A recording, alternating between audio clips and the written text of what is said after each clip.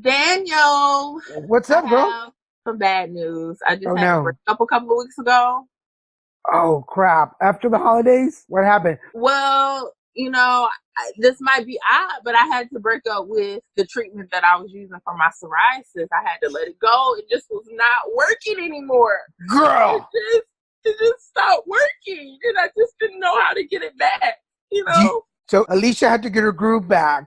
Yeah, I guess that's what you can call that. That But my doctor's trying to hook me up with someone else. It's a blind date treatment.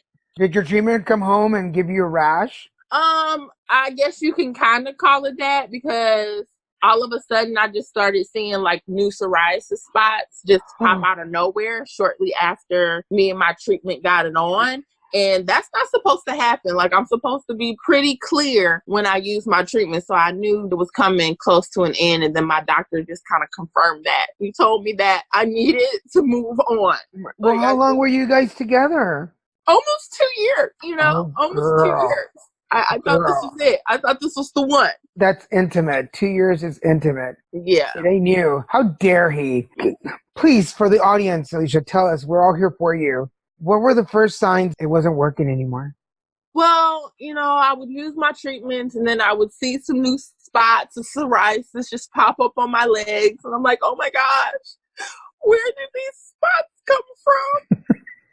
When you're a cheetah. It sucks so bad. I mean, no pun intended. Like, oh my gosh. Have you ever had a treatment just stop working out the blue? Like, it's never any warning sign. Well, in HIV, sometimes your numbers start dropping, so you know that the intensity of the love isn't there anymore. Okay. Sometimes, they say diamonds are a queen's best friend, but kidney stones are not. Sometimes your medications end up leaving you little stones around your body. So, yeah, I've been off treatment several times in 18 years. Okay. So you and your treatment have been on and off. Yes. On and off again. And well, after 18 years, I'll confess, I'm a treatment hoe. Okay. Thought. I've been on several treatments in 18 years. The first one because of the stones. I just couldn't do it anymore. Right. I was in the hospital twice in 2 months. Wow. And it was like, this relationship is over. It hit the rocks, if you can say. Then when I moved from Texas to California, my doctor just said it was outdated. So basically I was dating old medications, old treatments. So you had a sugar daddy treatment. I had yes, so I was. Okay. And it just wasn't producing, if you know what I mean. Wink, wink. And then when I was going through cancer, my old treatment just couldn't deal with the cancer, so we broke up. Yeah, so those are the three major ones. And then little medications here and then, little stuff like. So you had little flings. Yeah, medication doesn't kiss you the right way anymore, or just doesn't work the way you want it to. I know HIV positive people who change treatment like every 5 years or so. Because I'm not that familiar with psoriasis, does it really start noticeably, like your body starts rejecting it or what? Yeah, so what typically happens is your body starts to build antibodies against whatever treatment you're using. I'm more so referring to like biologics. So in the last 4 years, I have used 3 different biologics. So I've had 3 different biologic boyfriends, so to speak. And the relationships always last about 2 years and then they just stop working. It's like, I'm tired of your body and my body's like, I'm tired of you. And it just stops working. Like literally, I was on the treatment for the last 2 years. I was 100% clear. And in a month's time, I'm about maybe 50% covered with psoriasis at this point. Wow. Yeah. So once it stops working, like it takes no time for your body to get back to its old self. Now, I'm not sure if I asked you before or if I've heard before. Chris Pettit, good friends now, but I've never asked, do you get scared that it's going to affect other parts of your system or your body when your psoriasis acts up?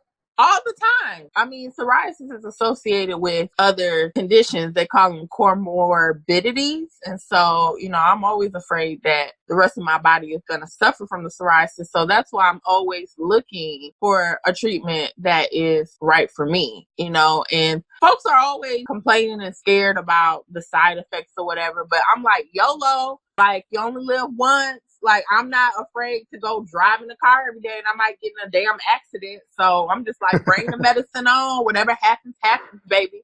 So that's kind of my attitude now. Yeah. What's your experience been like with your treatment? Like, what's the process of that? Like, why do you have to switch every 5 years? Well, that's been my standard just because it's fallen into the 5-year mark. Some people can last forever with the same treatment. Woo! Some people can last forever. That's I mean, type of party. You don't have to get reacquainted. My big bitch about changing treatments is what you were talking about right now, side effects. Because a lot of HIV medications are pretty strong, so we take them at night. Mm-hmm. I'm a midnight person. It's my medications, a cup of coffee, and a cookie, and I'm ready for bed. Okay. For me, nausea is one thing. I hate being nauseous, especially now, the PTSD from cancer. I get very panicky when I get nauseous. Well, I get panicky when I get nauseous too, but that's because I think I might be pregnant. Yeah, different side effect there, Alisha. I don't want to say Alisha gets around, but her license plate says carousel. Just saying. Oh, God. And then a lot of HIV medications for some reason come with dreams and nightmares. Like Sestiva, when I was taking Sestiva in the beginning, which is PrEP now for a lot of people. That sounds like something like sugar you put in your coffee. What's the name of it? Sestiva? Yeah, it sounds like something you put in your coffee. Hand me some of that Sestiva. It doesn't just cure my HIV. It makes my coffee taste better. Thank you, Sestiva. I can screw anybody I want and I get HIV, and I pour it in my coffee. Yay. I know people listening are going to go, oh my God, Daniel, you're talking about HIV. Stop it. I know. Write a letter to our producer. But some of the medications cause nightmares or night dreams. And I'm going to be honest. I was an acid and ecstasy taker when I was younger. So it totally reminds me of, and I'm getting uber excited right now. I'm getting too excited for my own good. Having flashbacks? Just a little. Man, I missed out on your golden years, honey. Damn, girl, let me tell you. We need to sit back one day and just, I'll share with you my younger years. Yeah. People can ask my boyfriend, Christian. I don't have like murmurs in my sleep. I talk. I am having conversations flat on with people. And I'm answering and we're talking. I think one night I was dreaming that I was a manager at a restaurant. Mm-hmm. I worked in the restaurant business for a long, long time. I was getting pissed off at servers in my dream and firing them because they were useless. Wow. And Christian says that in my sleep, I was like, you bleep bleep suck. That goes to table 12. You're fired. Wow. And even in my dream, he says in my dream, I would turn around in bed and go, hi, may I take your order? What? Yeah. So apparently I have multiple personalities even in my sleep. I guess because I'm clean and sober now. I love medications that make me dream weird crap. Because you multiple personalities. You keep it spicy in the bedroom. It's like having a threesome, but it's only 2 people in the room. Yes, I tend to speak Spanish too. I'll speak Spanish in bed too, so that Christian thinks there's 3 people in there. That is hilarious. That's how I am with my wigs. I'm like, no man will ever get tired of me because I'm always changing my hair. Like, you always have a new woman. Okay? So I don't want to hear, I need something new. You need something new, go grab that wig off the counter and have me put it on, okay? Who do you want me to be tonight, Natasha? Exactly. You want spicy red or Darla Black? Pick your choice. Oh my God, I am so picturing it. So picturing it. Like the secret door, like you move your lamp and this door pops open and it's like, pick a color. It's like, oh, who do you want tonight, Poppy? Mom, Mexican Village Maria. International Spy Natasha. Or groovy disco dancing Martha. What? Yes. Exactly.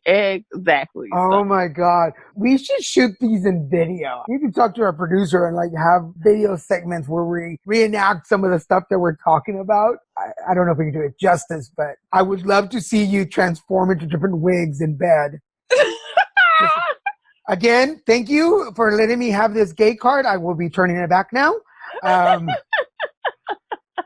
Just saying, and I'm gonna tell them here because for people who have seen the first cartoon poster of us, that is my actual size, by the way. Right. And I'm gonna find it because I just found the picture. I'm gonna find it again. A picture of Alisha and I standing together the year we met, which is now almost 3 years ago.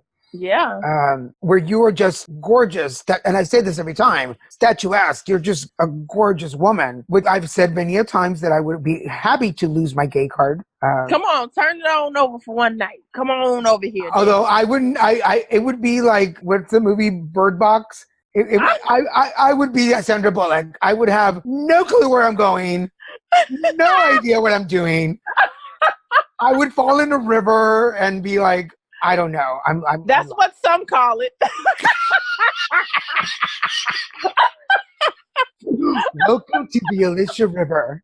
Oh, you're gonna have to. Our producer is gonna have to take that out. I don't want my mom listening to that, clutching her pearls. Please keep your hands and feet inside the cart at all times. Yes, mother. You created a child with a river that flows. Attention. The boat is now leaving. All of you riding the Alisha River, please jump in now. One at a time, though. It's the Alisha River train. Woo! Oh my God! But yeah, no, I wouldn't know what to do with a woman. I'd probably start combing your hair, or like I don't know, like petting your elbow and going, "Here, kitty, kitty, kitty, kitty, kitty." I don't know. That might be what they call it, androgynous zone. So pet away. You know what? That's a good segue here. We're talking about your changing medication stuff. Are your zones affected by?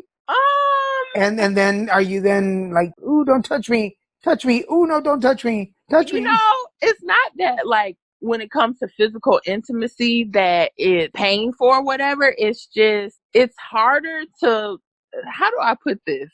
You know, when I'm psoriasis free, I'm free. When I have psoriasis, I got to get to know you a little bit more. Got it. Because I would think like you want to be intimate. Right. Like, hey, what's your name? What's your name? Boom, chicka, bomb, bomb. Right. And then once you want to get naked or something, you're like, yeah. It's really funny because I was talking to this guy last year and we dated for a couple of months and we were intimate or whatever, but he's like really rude and mean. And we are trying to just be friends at this point. But right now I'm having a really bad psoriasis flare and you could not pay me to be intimate with him right now. Ever, which is kind of a wacky thought because if you can't trust someone fully, like even your flawed self, why in the world would you give yourself to them? And you know, that's something that I need to meditate on. Like I talked to this girl about 2 years ago on Twitter and she was telling me like she had a baby by this guy. They were in a relationship and she had never had sex with him with the lights on. And they had been together for a while and she had psoriasis. And even thinking about back with my ex-husband, like it took me forever to feel comfortable enough to show my skin. But you know, when you want something, you'll make it work. So, you know. That makes sense. Yeah. For those of you that know, with my ostomy, I'm still not comfortable with my body. It took me about a year to let my boyfriend see me with my bag on. Like I would go in and take a shower and I would come out like already with the t-shirt on and my wrap, because I wear this wrap that's kind of like a girdle. Yeah. You keep it down. So yeah, it took about a year and it was only because my therapist was like, it's your partner. Like he was there when you were in the hospital. Like, why are you so intimidated? I'm like, because I don't want him to see me. I don't want him to look at me with disgust or anything. Right. And my biggest fear, like my ex-husband never ever did it. Like no matter how heated of an argument we got into or how mad he got, like he never threw my psoriasis up in my face, like not one time. But, I have a fear of somebody doing that to me. And I have friends who have psoriasis who has expressed significant others and lovers who have tried to use the psoriasis against them. And unfortunately, a person with psoriasis, our skin kind of sheds a lot. So we can't kill the person because our DNA would be everywhere and then we would get caught. So that's not even an option. Yes. So, we have to play nice. I'm going to admit that in my top people of go-to when I need to bury a body, you are not there. No, I am not the person that you want to call because they're just going to follow the little flakes of skin. They're going to be like, what in the world? I will. Right to me. I will use you as a decoy to distract the police. I'll be like, look at her. She's gorgeous. Whatever. Who's that hot lady over there? Who's that black cheetah? Who's that black cheetah with that Alisha River? But yeah, I can't wait until my psoriasis is gone so I can be free again. I'm still going to therapy to get over my own hangups, and we make light of them because what else can you do? But yeah, I mean, I have someone that I talk to every day and just let them know like how I'm doing. Like we basically do mental health check-ins and they're always like, you never say anything about your psoriasis. I say stuff on Facebook or whatever, but it doesn't seem to affect you. It affects me, but not to the point where I'm like depressed or can't move on with my life, because it comes to a point that whatever your condition is, it becomes a part of you. It's like, something you can't get rid of. So you just deal. It is no reason to be depressed or live in sadness because it's nothing that you can do about it. You just have to take it one day at a time and just roll with the punches. So. One of the coolest things about conferences is that we get to meet all these wonderful people from across the world, actually around the world, with situations and issues. I was talking to Ross McCreary this morning. We were talking about pain issues, and he was telling me, I admire how much you do, and you're always active, and you're so put together. And I'm like, you haven't seen me in the morning when I have to pull out the duct tape, keep pieces in place. And, right. And the amount of cream and lotion sometimes that I put on my hands so they don't hurt. Never mind the symphony of the bones that happens as I creak out of bed. Right.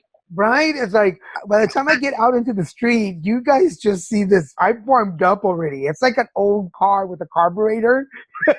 It's already warmed up. So you don't hear the clack and the brake of it. Oh my God. I don't know about you, but I just, after all these years, I'm like, I'm not going to complain because I don't want to stop and complain. Right, because it's like, what is complaining going to do? It's not going to make my psoriasis go away. So what is there to do? A guy said to me the other day, I had posted a picture, and he was like, I forget that you have psoriasis. Like, I don't even notice it. But that's because, I adjust my fashion and I wear my clothes in a certain way. So it doesn't seem like a reality until I post a picture with my legs and my arms showing and they're like, oh yeah, you definitely have psoriasis. Right. So it's kind of out of sight, out of mind for most people. They don't see what we go through on a day-to-day basis. Nobody sees me when I get out the shower and half my leg is covered with these big flaky patches of psoriasis right now. But you would never know that just going on my Facebook at the moment. Yeah. But is it with great power comes great responsibility. Yeah. And I was telling Ross this morning that my friends are my friends because I am in love with them. I admire them and I want to be as good as them. So I looked at him and I was like, and like you're talking right now, it's like, I don't want you to see the problems. I want you to see me as a solution finder. Right. I want you to see me as the tiki torch carrier. Like, I'm lighting the light. I want you to know that you can come to me for whatever. Wink, wink. But I have my go-to people that know I'm hurting. I have my go-to people that know, hey, today is a really bad day because not only are my bones hurting, but I'm having a panic attack. Right. And I ate something that's bad, so my ostomy is acting up. And I'm breaking out in sweats because I'm getting old and I have andropause. Andropause, that's it. I'm like, there's all this crap going. What is that? Andropause is the male version of menopause. Oh, okay. Yeah. So men get it too. We go through our change. Unfortunately, we still can have children afterwards. So. Oh, okay. Yeah. Which is why you have 75-year-old guys having kids. Don't do that, folks. But yeah, I could do a video and I'll be like, hey, everybody, let's have fun. Right. And inside I'm going, why did I start this video now? Like, I just want to go to bed. There have been moments where I've posted some funny shit on Facebook and I'm literally in my room crying and no one would know the difference. Social media can just be so misleading. Like, I've literally posted some funny shit and been over here in tears because I'm dealing with something or, you know, having a moment and flashbacks and relationship PTSD, what I like to call it. But that's why when I was going through cancer treatment, I made an effort to post authentic videos. Yeah. And for those of you listening, not that my other videos are not authentic, they're my stuff. But the day I was diagnosed, on the way home from the doctor's office, I turned to Christian. I go, the moment I get home, I'm making a video and talking to people about cancer. He didn't skip a beat. He just looked at me and goes, of course you are. You're Daniel Garza. What else are you going to do? Mm-hmm. And the first videos were kind of like, it's obviously nothing had kicked in, radiation or chemo. The first video was like, everything's cool. I'm doing fine. And then they're about video 10. It was like, I hate my life. Right. It sucks. Because it was anal cancer. So the radiation was all there. It was like, my ass is burning. I don't want to live. Yeah. And oddly enough, I think it was odd. It was just not, I didn't expect it. People responded way more to my ugly cry, snot running down my mouth videos. Mm-hmm. Than the ones where I was like, okay, well, today was a pretty good day. Right. You know what I mean? So every once in a while we break down. And now I look at the videos and I'm like, you're such a wuss, Garza. Like, really? Whatever, dude. But people like to see your authentic self. So people like to see that emotion. People like to know they aren't alone. So I think that's awesome. And that's showing a vulnerability and showing a real side of what it's like to live with chronic illness, because all of us in the chronic health advocacy community, like, we just wear this mask like we're so strong and we're combating these conditions and, you know, we're never defeated because we're strong and we're leaders in our disease communities. But people need to see that sometimes you feel like shit. Sometimes it's not easy. Sometimes you do get frustrated. Sometimes you do have horrible days. Yeah. So how do you get yourself out of those funks? I have sex. No, I'm just joking. Yes. Bonk, get your bong bong. Boom, boom, boom. Well, depending on who you're having sex with. Come and ride the Alisha River. Yeah. You know, I am a big component of like meditation and therapy, talking to my disease network. And what I mean by that is other people who are advocates who have psoriasis, being vulnerable. So that helps me through the day. Oh, being proactive with treatment. Like, okay, this treatment that I just had, it didn't work out. I immediately went to my doctor and said, hey, what else you got for me, sis? I need something new in my life. And now I'm starting a new treatment in, you know, the next couple of weeks. So that is big for me, being proactive about my condition and not just letting it worse or giving up. A lot of people give up on their treatment. You know, it's just like, this isn't working, or I'm so frustrated, or insurance denials and all this shit that comes along with having a chronic illness, and you just can't give up. Yeah. Like you and our producer, we all belong to different pages, different groups. We're always advocating somehow. I always tell people when they come back with the government this or Social Security that, and I'm like, there is always another way. Right. There's always another way. All you have to do is just, I get it. You're frustrated. You want to bitch. You want to go break something. Go do it. Right. When you're done, come back to me and we will connect you with people. We will find a way. So I guess this is like our little PCA moment for everybody listening. There is always a way. I know 120 advocates from around the world. We both do. We will connect you with somebody. Yeah. The National Psoriasis Foundation actually has a patient navigation center. So if you're dealing with insurance denials, or you need to figure out a way to pay for your medicine, or you need a doctor in your area that specializes in psoriasis, the NPF can help you use the Patient Navigation Center. So there are other options, you know. Never I give up.